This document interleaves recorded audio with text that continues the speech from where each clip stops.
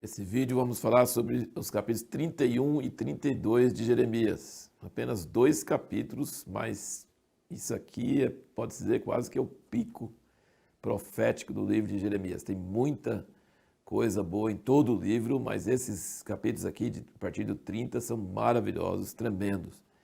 E a pergunta que nós fizemos no último vídeo, se a Bíblia fosse um hino, qual seria o seu refrão? Note aqui no capítulo 30, versículo 22, ele diz: Vós sereis o meu povo e eu serei o vosso Deus. E no primeiro versículo 31, ele diz: Naquele tempo, diz o Senhor, serei o Deus de todas as famílias de Israel e elas serão o meu povo. Você vai encontrar isso em muitos lugares aqui no livro de Jeremias, inclusive até aqui no 32, versículo 38. E eles serão o meu povo e eu serei o seu Deus. Você vai encontrar isso desde o início da Bíblia até o fim da Bíblia. No Apocalipse tem. Então, assim, o grande refrão que liga os 66 livros da Bíblia é isso. O alvo de Deus é ter um povo na terra e ele poder falar: eles serão meu povo e eu serei o seu Deus. Outra coisa muito preciosa, versículo 3 aqui do 31, ele diz: De longe o Senhor me apareceu dizendo: Pois que com amor eterno te amei, também com benignidade te atraí. Essa benignidade é o famoso recede. Dos versículos 8 a 10, nós não vamos ler, mas ele diz uma coisa aqui no fim do 10. Aquele que espalhou Israel o congregará e o guardará como pastor ao seu rebanho. Veja bem, isso aqui é uma chave para interpretar a Bíblia. Muitas pessoas acham que quando você vê Israel, que agora depois de Jesus, Israel não tem mais propósito, que substituiu Israel pela igreja. Mas aqui está muito claro, o mesmo que espalhou Israel, e não foi a igreja, espalhou foi Israel mesmo, natural, ele vai ajuntá-los e vai congregá-los como um pastor ao seu rebanho. É a promessa de Deus, assim que se cumpriu a maldição, Deus vai cumprir a bênção também.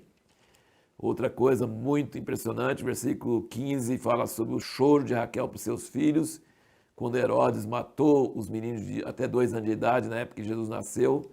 Mateus cita essa frase aqui sobre Raquel chorando seus filhos. E no versículo 20 do 31 diz: Não é Efraim meu filho querido, filhinho em quem me deleito? Pois quantas vezes falo contra ele, tantas vezes me lembro dele solicitamente. Por isso se comovem por ele as minhas entranhas, deveras me compadecerei dele, diz o Senhor. Isso aqui, esse versículo 20 do 31 é uma preciosidade porque mostra as emoções de Deus. Deus castiga Israel com fúria, assim, por causa dos seus pecados, porque eles não atendem a sua voz, mas ele sente dor, porque é filho.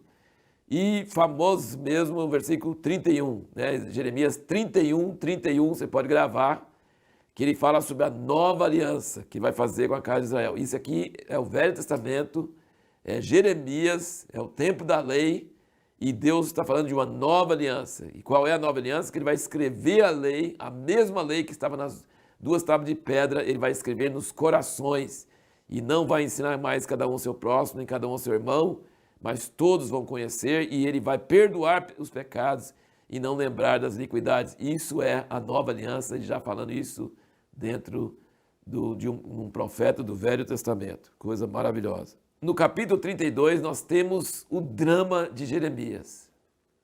Meus irmãos, prestem bem atenção, olha que coisa impressionante.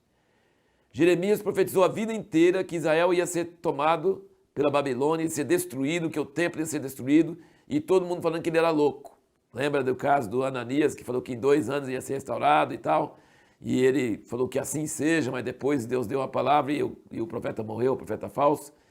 Todo mundo prendeu Jeremias, bateu nele, ele sofreu, porque tudo que ele falava, todo mundo falava o contrário. Agora que está cumprindo exatamente o que ele acabou de falar por anos a fio, a cidade está cercada, Nabucodonosor está nas portas, está tudo aí cumprindo exatamente. Aí Deus fala com ele: compra um terreno. Você já imaginou comprar um terreno quando os babilônios estão em cima da terra, a terra não vai valer mais nada? Ninguém vai querer terreno. E ele comprou, ele obedeceu sem entender. Assinou a escritura, diz no versículo 10, né? Chamou as testemunhas. E em versículo 11, tomei a escritura da compra, continha os termos, condições, tanto que estava selada com a cópia que estava aberta. Toma as escrituras de compra, tanto a selada como a aberta, e mete-as num vaso de barro para que se possa conservar muitos dias. Pois assim diz o Senhor dos Exércitos, Deus de Israel: ainda se comprarão casas e campos e vinhas nessa terra. E você sabe sobre os manuscritos do Mar Morto? Pois é, aqui está explicando exatamente o sistema de guardar manuscrito por séculos, por milênios. Não é esse, obviamente esse aqui nunca ninguém achou. Mas os manuscritos do Mar Morto são cópias, né? Não é o original de Isaías ou de Jeremias, não. Mas tinha cópias lá preservado por 2000 anos, o pessoal achou. Conservado dentro de vaso de barro, exatamente do jeito que esse sistema que Deus falou com Jeremias para fazer. E aí, Jeremias faz uma oração. Então isso é muito interessante, que você pode às vezes obedecer a Deus sem entender, e depois você pode orar. E ele fala aqui, olha, versículo 17, ah, Senhor Deus, és tu que fizeste os céus e a terra com o teu grande poder, com o teu braço estendido, nada há que seja demasiado difícil. Usa de benignidade, recede, para com milhares, e tornas a iniquidade dos pais ao seio dos filhos depois deles. Tu és o grande e poderoso Deus, cujo nome é o Senhor dos Exércitos. Ele está citando coisas que Deus tinha falado para Moisés lá em Êxodo 34, né? Grande em conselho e poderoso em obras. E aqui, aí ele vai orando, uma oração maravilhosa. E aqui ele diz, Deus, o Senhor é tudo isso. E o Senhor fez tudo isso. E ele conta a história todinha, que o povo de Israel entrou na terra milagrosamente, mas desobedeceu a Deus e agora está cumprindo a palavra. Agora você manda eu comprar um terreno justamente agora? E aí Deus responde para ele, e a resposta de Deus para ele é tremendo.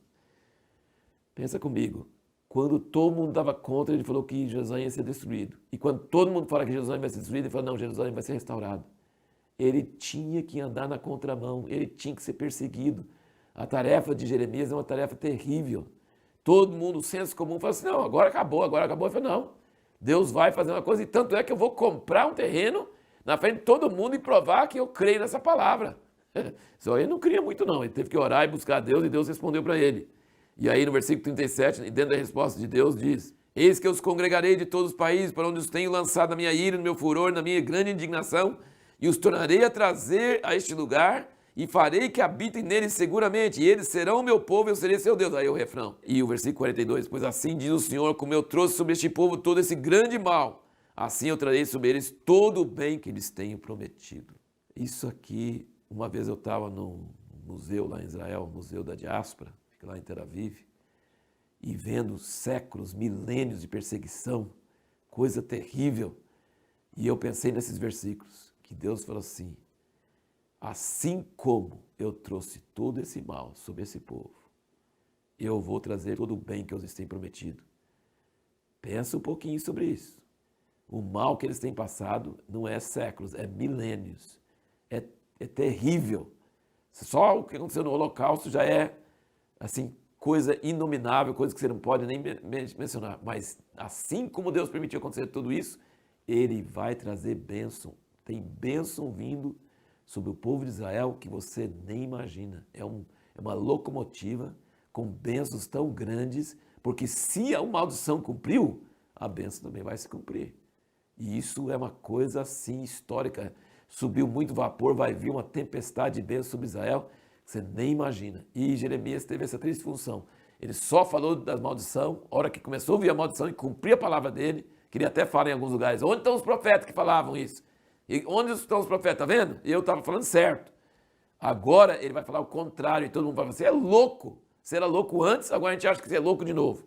Então, assim, é maravilhoso. Esses capítulos 31 e 32, e vai continuar no 33, são pontos muito altos do livro de Jeremias. A pergunta que nós vamos procurar responder no próximo vídeo é por que as profecias de Isaías e Jeremias nos obrigam a crer no milênio, quando Jesus governará a terra toda a partir de Jerusalém?